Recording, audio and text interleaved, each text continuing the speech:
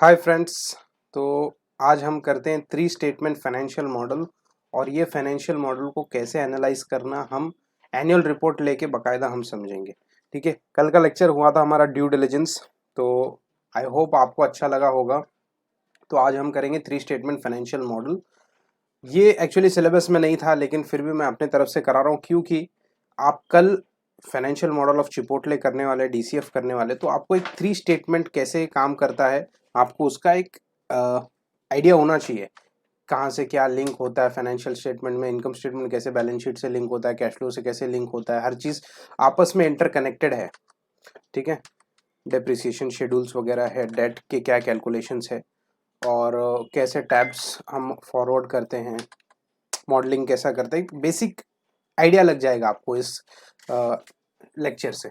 तो इसीलिए मैंने ये लेक्चर रखा है और ये लेक्चर के बाद आपको डेफिनेटली अच्छा लगने वाला। तो लेट्स स्टार्ट।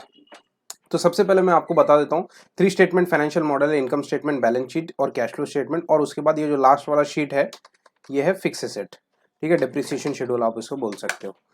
और ये काई का बिजनेस है, ये बिजनेस है लेमनेड स्टैंड, जैसे नींबू पानी का जो बिजनेस होता है वो उसका बिजनेस है। तो इसके लिए नीचे कुछ एजम्पशंस मैंने लिया हुआ है।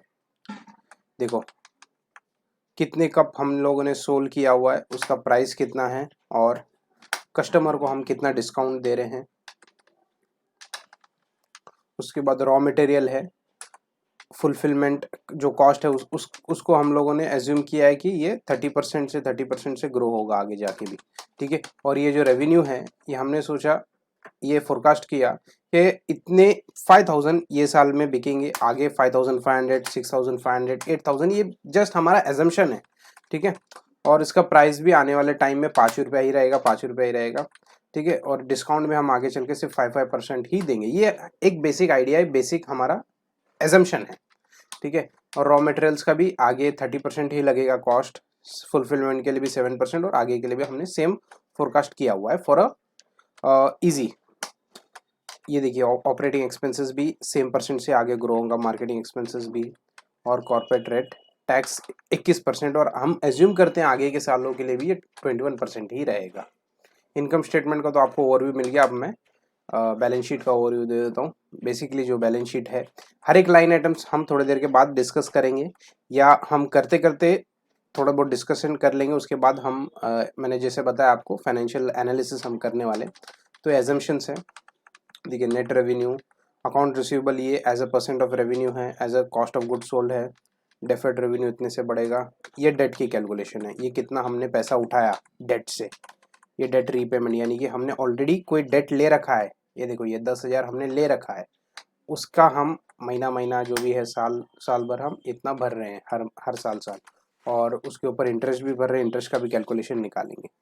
और ये कैश फ्लो स्टेटमेंट है आपका, बेसिक छोटा सा कैश फ्लो स्टेटमेंट है। ये ऑपरेटिंग शेड्यूल है, और ये इन्वेस्टिंग शेड्यूल, इन्वेस्टिंग एक्टिविटीज़ का है, ऑपरेटिंग एक्टिविटीज़ का है, और ये फाइनेंसिंग एक्टिविटीज़ का। उसके बाद नेट कैश फ्लो, और ये डेप्रिसिएशन शेड्यूल है। इसके ऊपर जब काम करेंगे तो इन डेप्थ देखेंगे क्या है।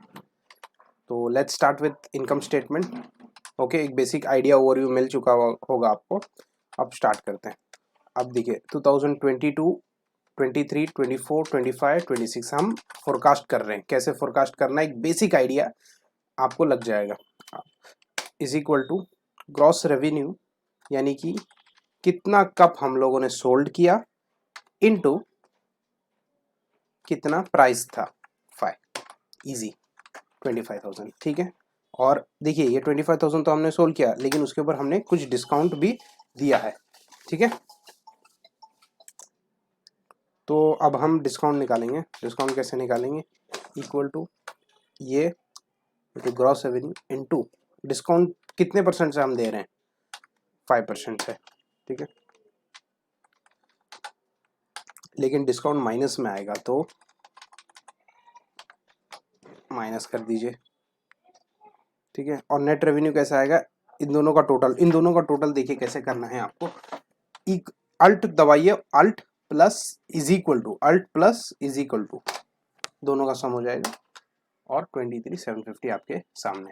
अब देखिए रॉ मटेरियल, लेकिन एक उस रॉ मटेरियल निकालने से पहले एक बात मैं आपको बताना चाहूँगा यहाँ पे आप नीचे एज्यूम देखिए एजम्पशन जो मैंने लिया है, raw material as a percent of revenue, fulfilment as a percent of revenue, transaction fees as a percent of revenue और लेबर जितने भी cost as a percent of revenue ही लिया है मैंने। यानी कि बोलने का मतलब ये आपने कभी भी सोचा होगा as a percent of revenue ही क्यों लेते हैं।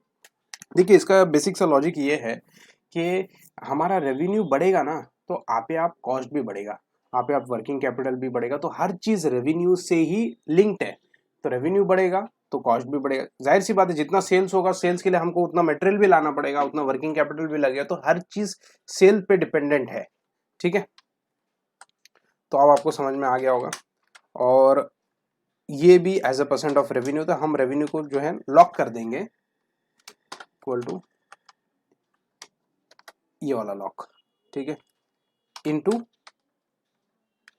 रॉ मटेरियल का देखिए क्या है 30%, और इसको सॉरी हम माइनस में ले लेंगे, ठीक है, माइनस में आ गया। अब क्या करना है, कुछ नहीं, सिर्फ शिफ्ट पकड़ के हम डाउन एरो पकड़ के इसको कंट्रोल डी कर देंगे, इतना आ गया, और हम अल्ट और इज इक्वल टू दबा देंगे तो टोटल आ जाएगा। ठीक है, क्रॉस प्रॉफिट कैसे आएगा, नेट रेवेन्यू प्लस ये कर देंगे। हमने प्लस क्यों किया, क्योंकि यहाँ ऑलरेडी माइनस साइन है, तो प्लस माइनस माइनस, ठीक है। मार्जिन निकाल लेंगे, ये डिवाइडेड बाय ये, ठीक है, 59% हमारा। अब ऑपरेटिंग एक्सपेंसेस भी वैसा ही, रेवेन्यू को हम ये वाला लॉक लगा देंगे इनटू लेबर। अब कुछ नहीं करना है, वापस से हम इसको माइनस में ले लेंगे, ठीक है। अब शिफ्ट पकड़िए और डाउन एरो और कंट्रोल डी, ठीक है। अब इसी को अल्ट इज इक्वल टू दबाइए, 6250 आपके सामने। एबिटा कैसे निकालना है, gross profit plus opex, plus क्यों किया, क्योंकि ऑलरेडी माइनस में, प्लस माइनस माइनस, ठीक है। अब डेप्रिसिएशन जो है ना हम शेड्यूल के थ्रू निकालेंगे, तो अभी नहीं निकालेंगे उसको, तो अभी हम इसको क्या करेंगे, हाईलाइट करके रख देंगे, अल्ट एच, उसके बाद हम ये कर देंगे। और इंटरेस्ट भी अभी नहीं निकालेंगे, इंटरेस्ट भी बाद में ही निकालेंगे, तो उसको भी हाईलाइट करके रख देंगे। लेकिन ईबीआईटी कैसे निकालना है, is equal two plus depreciation. Plus क्यों किया, क्योंकि ऑलरेडी डेप्रिसिएशन माइनस में होगा, इसलिए प्लस माइनस माइनस, ठीक है। इंटरेस्ट का भी वही लॉजिक है, प्लस इंटरेस्ट, ठीक है। टैक्सेस हमको दिया हुआ है, टैक्सेस हमने एजम्पशन में देखा तो टैक्सेस हमको दिया हुआ था, इनटू कितना था टैक्सेस, 21%, ओके। तो नेट इनकम इसको भी हम माइनस में ले लेते हैं, ठीक है। तो इक्वल टू ये प्लस ये, और हमको अब रेवेन्यू निकालना है, as a percent of revenue निकालना, तो हम निकाल सकते हैं इज इक्वल टू ये डिवाइडेड बाय नेट रेवेन्यू, ठीक है। 26% आ चुका है। अब हम कुछ नहीं करेंगे, हम डायरेक्टली ये पकड़ेंगे पूरा का पूरा, अच्छे से देखिए, ध्यान से देखिए, पूरा पकड़ लेंगे और कंट्रोल सी दबा के हम क्या करेंगे, कंट्रोल सी दबा के पूरे को वापस पकड़ना और आगे कंट्रोल आर दबाना है ताकि ये आगे ड्रैग हो जाए, ठीक है, समझ गए आपको।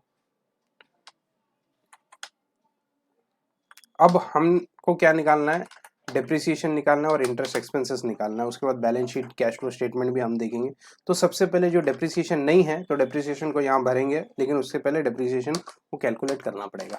अब देखिए ये डेप्रिसिएशन शेड्यूल है, सबसे पहले मैं आपको समझा देता हूँ। देखिए हमारे पास कैपिटल एक्सपेंडिचर यानी कि हमने कुछ एसेट खरीदा है, वो क्या खरीदा है हमने, क्रशर, कुछ क्रशर होगा, आइस क्रशर जो भी है, आइस मशीन है, रेफ्रिजरेटर है, और ये इनका लाइफ दिया हुआ है, 3 साल इसका लाइफ है, इसका लाइफ 7 साल है, इसका लाइफ 7 साल है, ठीक है। ये साल हमने खरीदा, ये 3 एसेट हमने ये साल खरीदा, तो इसका दाम कितना है, $5000, $3000 और $6000, ठीक है, $6000।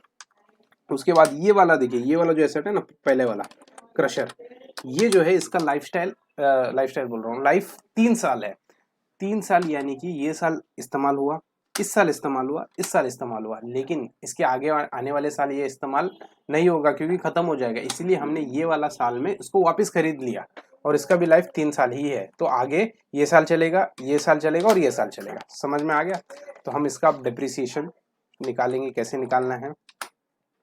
और ये वाला जो एग्जिस्टिंग इक्विपमेंट यानी कि ये 3 एसेट लाने से पहले, ये 3 एसेट तो ये साल खरीदा, ये 3 एसेट लाने से पहले ऑलरेडी हमारे पास ये एसेट था और इसका डिप्रिसिएशन चल रहा था।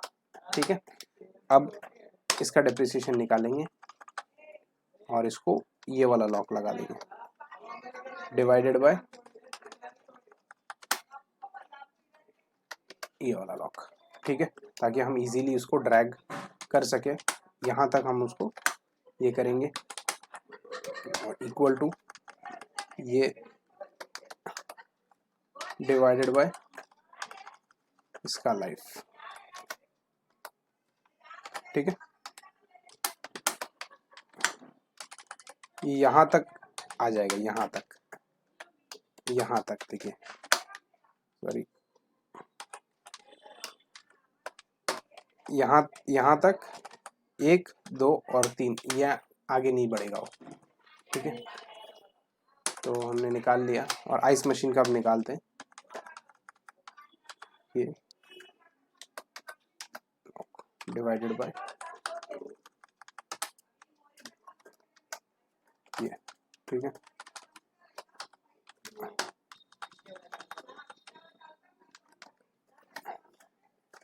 डिवाइडेड बाय ये वाला लॉक। ठीक है, इसको हम ये फोरकास्ट करेंगे और आप पूरे को टोटल कर देंगे, अल्ट इज इक्वल टू। ठीक है, तो हमारा डिप्रिसिएशन मिल चुका है। तो हम ये वाला जो डिप्रिसिएशन है अभी जो मिल गया, तो इसको हम इनकम स्टेटमेंट में लेके जाएंगे। आपको याद होगा इनकम स्टेटमेंट हम जब बना रहे थे थोड़ी देर पहले, तो डिप्रिसिएशन हमने जगह छोड़ा हुआ था। अब यहाँ पे वो भर देंगे, इक्वल टू माइनस साइन डालेंगे और डिप्रिसिएशन शेड्यूल में से हम उठा के लेके आएंगे उसको, और कंट्रोल आर। ठीक है, इंटरेस्ट एक्सपेंसेस थोड़ी देर बाद कैलकुलेट करेंगे और balance sheet cash statement of cash flow थोड़ी देर के बाद।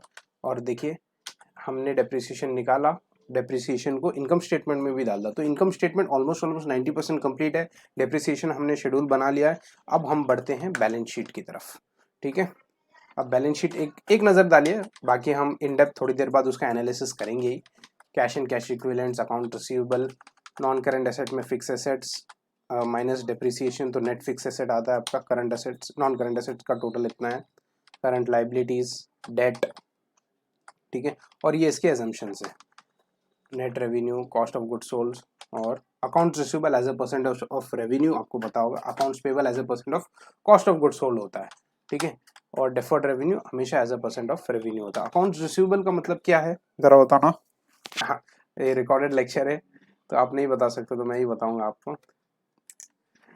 एक्चुअली क्यों पूछा, क्योंकि मुझे जूम में लेक्चर ले लेके आदत हो गया, तो मैं सामने वाले बच्चों लोगों से पूछता था। तो अभी तो ये रिकॉर्डेड लेक्चर है, तो मैं बताता हूँ अकाउंट्स रिसीवेबल का मतलब क्या है। अकाउंट रिसीवेबल का मतलब यानी कि इतना पैसा हमारे कस्टमर से आना है, और अकाउंट्स पेबल का मतलब हमारे सप्लायर को इतना पैसा देना है। और डेफर्ड रेवेन्यू का मतलब क्या है कि हमको पेमेंट तो मिल गया है लेकिन हमको सर्विस अब देना है उनको। तो ये छोटा सा मतलब है उसका।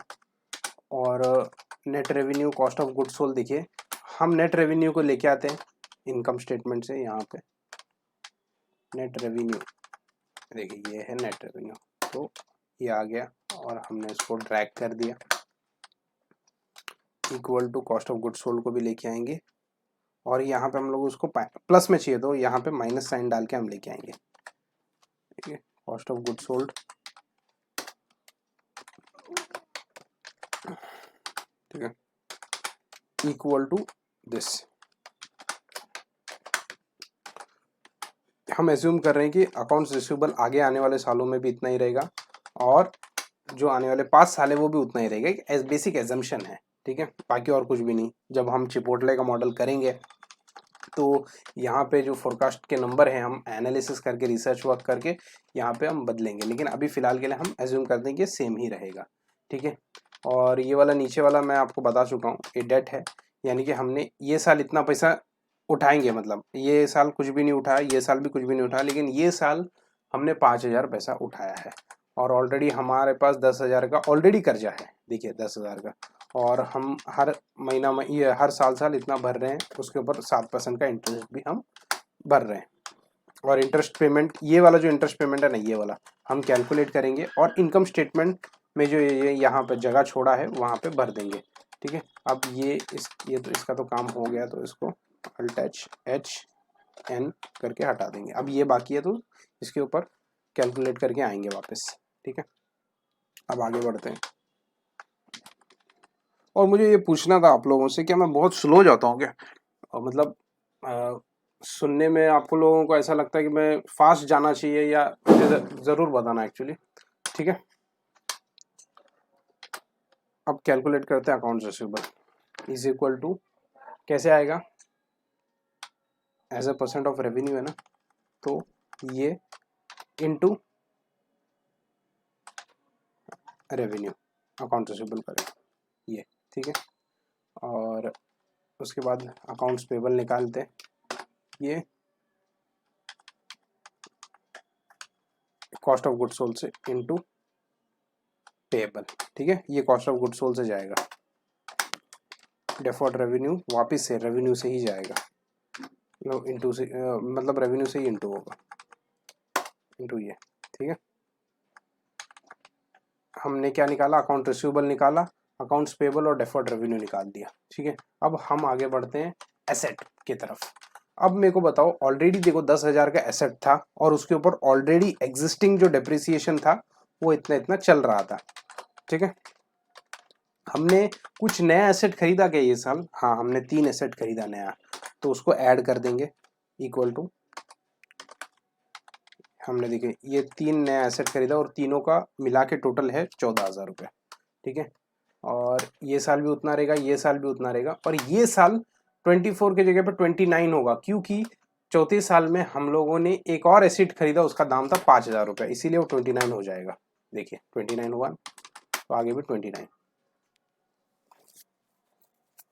ठीक है।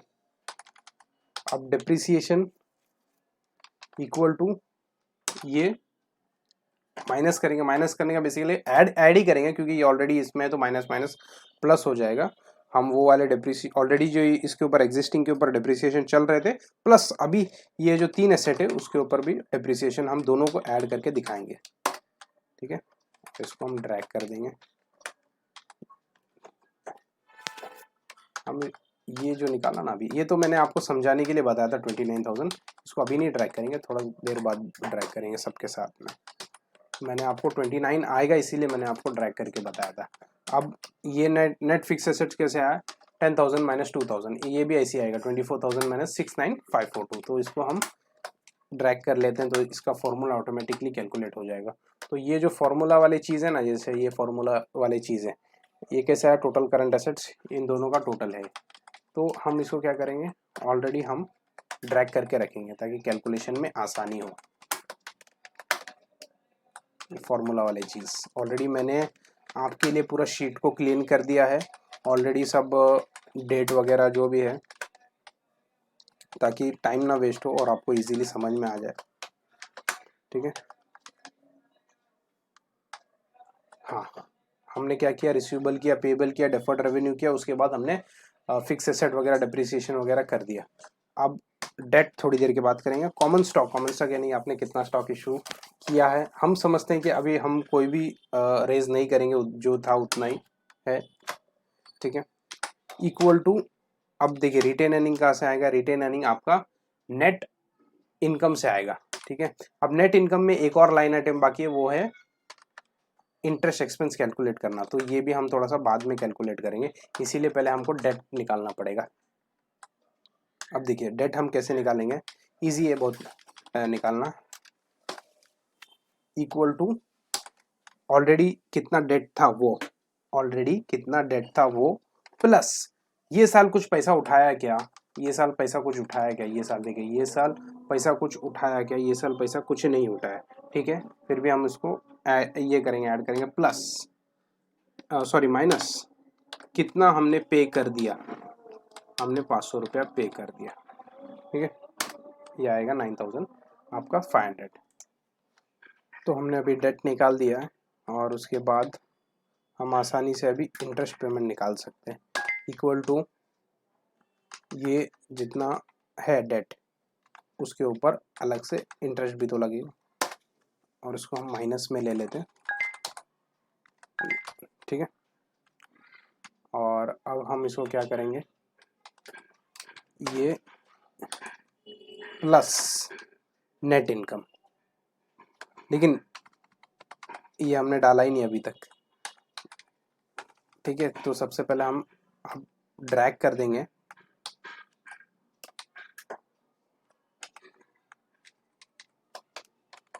ड्रैग कर दिया हमने। उसके बाद ये एक लाइन आइटम बाकी है,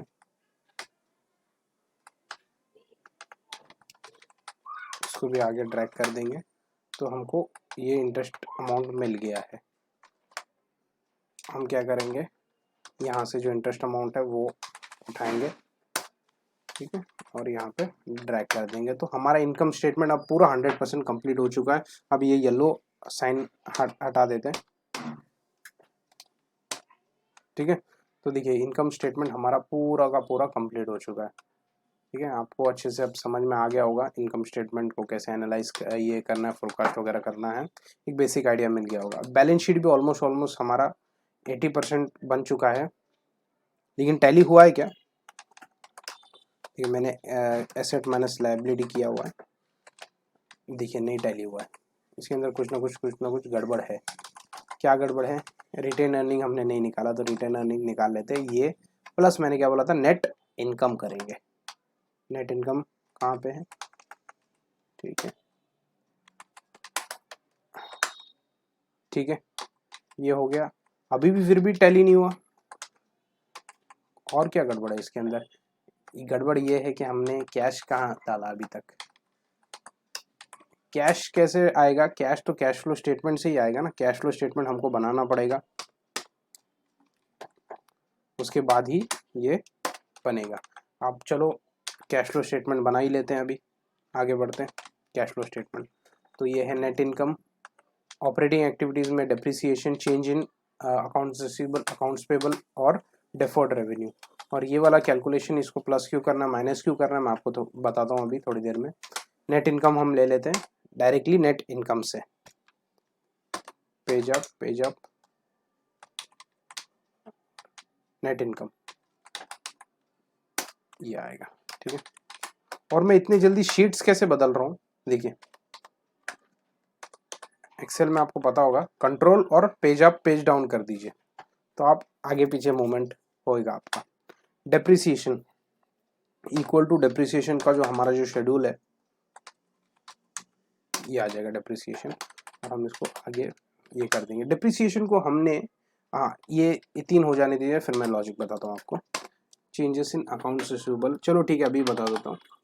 डेप्रिसिएशन को हम लोगों ने प्लस में क्यों लिया, देखो मैंने ये पहले भी बात बताया तुम लोगों को कि डेप्रिसिएशन हम लोगों ने ऑलरेडी इनकम स्टेटमेंट पे यहाँ पे माइनस किया हुआ है, ठीक है। देखो यहाँ पे जब हमने माइनस किया हुआ है, लेकिन क्या हमने ऑलरेडी ये खर्चा क्या इनकर किया हुआ था क्या, मतलब ये पैसा ठीक है हमारे पास ही था, साइड में ही रखा हुआ है, लेकिन ये इनकर कहाँ पे किया, इनकर तो नहीं किया ना, लेकिन हम लोगों ने उसको ऐसे ही माइनस किया, तो ये गलत चीज़ है। गलत चीज़ मतलब गलत बात तो नहीं, लेकिन एक्चुअली क्या वो नॉन कैश वर्किंग कैपिटल है ना, इसीलिए, ठीक है। तो इसीलिए हम लोगों ने इसको प्लस किया, माइनस इसीलिए नहीं किया, वहाँ पे माइनस किया था जो कि नहीं करना चाहिए था, जो कि मतलब नहीं करना चाहिए, नहीं कि लॉजिक नहीं बनता माइनस करने का, तो इसीलिए हम लोगों ने यहाँ पे प्लस किया। अब accounts changes in accounts receivable को हम क्या करेंगे, हम माइनस करेंगे, क्यों माइनस करेंगे, और accounts changes in accounts payable को हम प्लस करेंगे। यहाँ पे देखो मैं माइनस लिख देता हूँ, और यहाँ सॉरी ये माइनस से भी ये पकड़ता है ये, हाँ यहाँ पे आप ऐसा समझो, यहाँ पे मैं माइनस लिख देता हूँ, और यहाँ पे मैं प्लस लिख देता हूँ, और यहाँ पे भी मैं प्लस लिख देता हूँ, ठीक है। अब इसका लॉजिक मैं बताता हूँ। अकाउंट रिसीवेबल को माइनस क्यों करेंगे, अकाउंट रिसीवेबल को माइनस इसीलिए करेंगे कि इतना पैसा हमको मिलना है, इतना पैसा हमको मिलना है, हमारे कस्टमर से इतना पैसा मिलना है, लेकिन मिला क्या, नहीं मिला। तो हम जो पोजीशन पे खड़े हैं ना कैश के, तो उसके बेसिस पे हम जजमेंट लेते हैं। मतलब इतना पैसा मिलना है, मिला क्या, नहीं मिला, नहीं मिला तो माइनस करो। अकाउंट्स पेबल, इतना पैसा हमको सामने वाले को यानी कि सप्लायर को देना है, दिया क्या, अभी तक हमारे पास पैसा हमारे पास ही है ना, तो प्लस। ये यानी कि इतना पैसा हमको ऑलरेडी मिल चुका है, लेकिन हमको सर्विस देना है, मिल चुका है ना, तो प्लस कर दो। समझ गया लॉजिक। अब इक्वल टू माइनस हम डालेंगे कि इसको माइनस में ही लेना है बैलेंस शीट में। अकाउंट्स रिसीवेबल ये साल का माइनस ये साल का, ठीक है। 388 नहीं आना चाहिए, 88 आना चाहिए। क्यों? क्योंकि मैंने यहाँ पे ब्रैकेट नहीं डाला। ब्रैकेट डालते ही देखिए क्या होगा, समझना। इक्वल टू, और इसको ब्रैकेट डालने की ज़रूरत नहीं है क्योंकि ऑलरेडी ये इसको यही कर रहे हैं, डबल साइन है नहीं। अकाउंट्स पेएबल ये ईयर माइनस ये, ठीक है।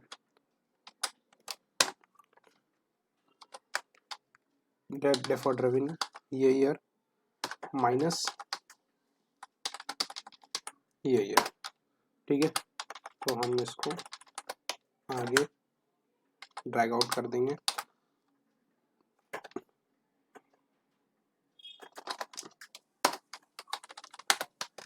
ठीक है। कैपेक्स, हमने कुछ कैपिटल एक्सपेंडिचर किया क्या? हाँ किया, 3 मशीनरी खरीदा था ना 14,000 के टोटल, तो गए इधर दूसरे टैब में और उसको ले लिया, ड्रैग कर दिया, ठीक है। और इक्वल टू यही है बस। डेट रीपेमेंट, अभी देखो इसका भी लॉजिक सेम है ऊपर के जैसा। डेट रीपेमेंट, हमको पैसा देना है, पैसा गया, बिजनेस के बाहर पैसा गया तो माइनस में।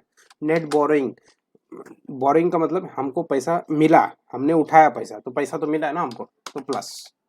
इक्वल टू डेट रीपेमेंट को माइनस में हम लेंगे, और डेट रीपेमेंट को कहाँ से उठाएंगे, यहाँ से। देखो ये साल कुछ किया नहीं, नेट एक मिनट,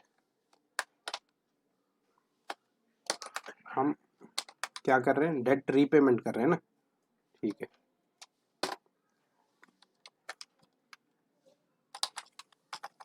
डेट रीपेमेंट, ठीक है, ये रीपेमेंट है। मैं बोरिंग्स का सोच रहा था, इसको हम माइनस में ले लेंगे, ले लिया, आगे ड्रैग कर देंगे। अब नेट बोरिंग, पैसा हमको मिला, देखो ये साल हमको कुछ नहीं मिला पैसा, ये साल हमने कुछ नहीं उठाया पैसा, ये साल भी नहीं उठाया, और ये साल उठाया पैसा, तो यहाँ से हम ड्रैग कर देंगे। और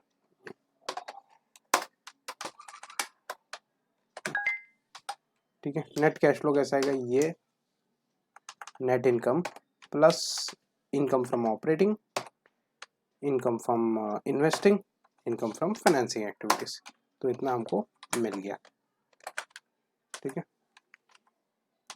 ये हमारा नेट कैश फ्लो आ गया है।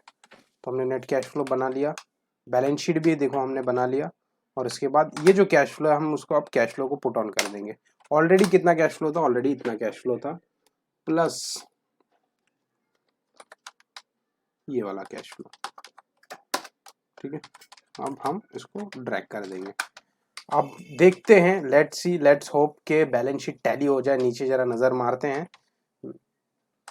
Yes, finally our balance sheet is tally. तो आपको अब पूरा समझ में आ गया होगा 3 स्टेटमेंट फाइनेंशियल मॉडल कैसे हम इसको बनाते हैं, इंटरप्रेट करते हैं, ठीक है। तो this was the lecture of 3 statement financial model. तो हमने इनकम स्टेटमेंट बनाया पूरा, ठीक है, ये एजम्पशंस लिए हम लोगों ने, बैलेंस शीट बनाया हम लोगों ने, ठीक है। उसके बाद बैलेंस शीट को टैली भी किया, और ये कैश फ्लो स्टेटमेंट, और ये है आपका फिक्स एसेट्स डिप्रिसिएशन शेड्यूल मतलब, ठीक है। 3 स्टेटमेंट फाइनेंशियल मॉडल, एक बेसिक सा फाइनेंशियल मॉडल, एक आइडिया लग जाएगा कि फोरकास्ट कैसे होता है, चीज़ें कैसे आगे बढ़ती है, कैसे फाइनेंशियल स्टेटमेंट एक दूसरे से लिंक होता है, इससे आपको समझ में आ गया होगा। ठीक है। डिप्रिसिएशन शेड्यूल देखो, डिप्रिसिएशन शेड्यूल से लिंक होता है, हमको अलग से कैलकुलेट करना ही पड़ता है, डिप्रिसिएशन का शेड्यूल बनाना ही पड़ता है। इंटरेस्ट, डेट, अगर कंपनी का के पास डेट है तो डेट का बहुत बड़ा कैलकुलेशन है। ठीक है। तो डिप्रिसिएशन शेड्यूल भी बनाना पड़ता है। किसी इस कंपनी के पास डेट नहीं होता है, जैसे हम फाइनेंशियल मॉडल बनाएंगे चिपोटले का, चिपोटले के पास आई होप सो कि कोई डेट ना हो। ठीक है। जैसे मैंने देखा था कि डेट नहीं था उसके पास, तो तो डेट का थोड़ा कैलकुलेशन कम हो जाएगा। ये बैलेंस शीट है। ठीक है। पूरा बना दिया और आपको समझ में आया होगा। फीडबैक ज़रूर देना कि कैसा लगा लेक्चर। तो इसके बाद वाला जो लेक्चर होगा वो एनालिसिस ऑफ फाइनेंशियल स्टेटमेंट, यानी कि ये जो फाइनेंशियल स्टेटमेंट हमने बनाया हुआ है और इसके ऊपर हम एनालाइज करेंगे कि क्या सिचुएशन रहा, मतलब अच्छी बात है, बुरी बात है, क्या है, हम आगे देखेंगे। ठीक है। Thank you for this lecture.